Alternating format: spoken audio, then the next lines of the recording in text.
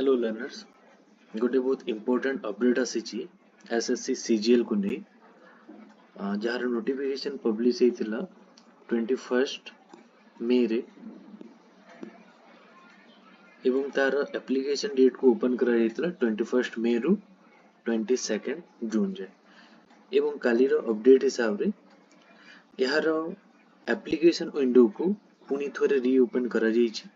एवं आपण माने पुनी थरे एप्लिकेशन सबमिट करि परिबे एवं जहार की टाइमिंग रही 23 जून 11 PM रु नहीं कि 25 जून 11 PM जाए। तो जो माने भी कोनोसी भी कारण रु एप्लिकेशन फिलअप करि पारि नथिले फॉर्म फिलअप करि पारि नथिले तांका पई अगेन गोटे चांस अछि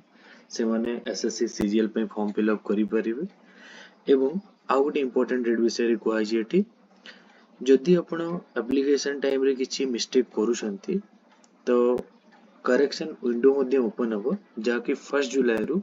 3 जुलाई जाए ओपन हबो किंतु आपण माने चेष्टा करिवे जेमति आपणकर कोनोसी मिस्टेक न हबो फॉर्म फिलअप समय रे।